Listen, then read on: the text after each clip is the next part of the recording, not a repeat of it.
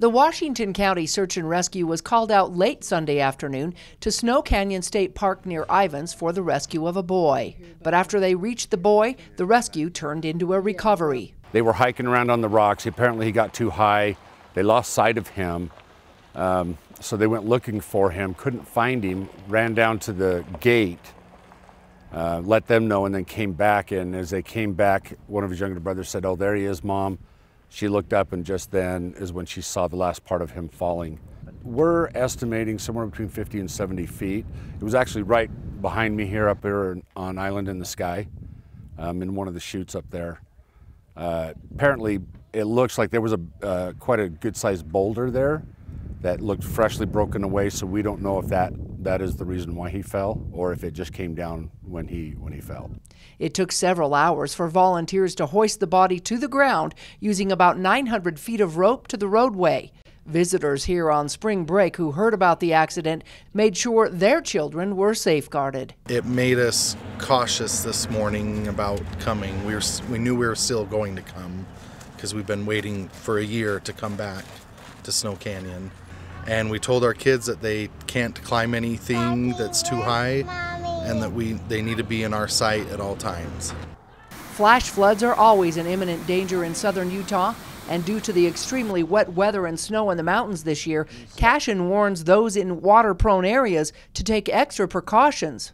You know, Gunlock is a good example of where it's overflowing the spillways, and that water's going down across that sandstone. I know there's been a lot of people out there looking at it, but they have to be very careful that they're, getting too close to those edges where it's so slick.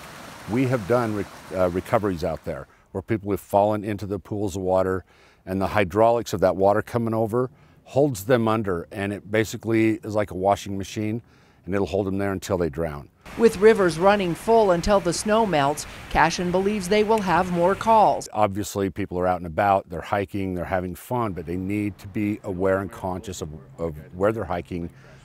Be prepared with plenty of water, plenty of supplies, and a fully charged cell phone. So if they can get cell service, they can dial 911, and that'll give us a GPS coordinate to know where to go to find them and help them.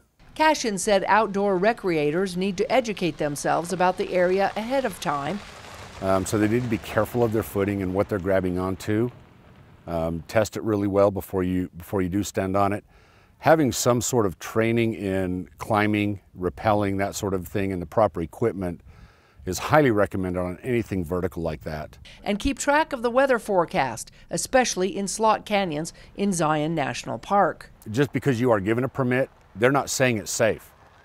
They're saying that you are permitted to go in there, even though there may be a chance of thunderstorms, of flash floods, and it's up to you to be responsible, to be prepared and be aware of those things that are going to happen, and it's on you to take your own risk. The 68 volunteers of the Washington County Search and Rescue performed 132 rescues and recoveries last year. Cashin said it's important to tell someone where you are going and make a plan just in case, because recoveries like this are always tough on everyone. Very, very difficult for those volunteers to deal with a 13-year-old and have a grieving mother and two brothers at the bottom of the hill. It emotionally is wearing and tearing on them. In Washington County, Melissa Anderson, Community Education News.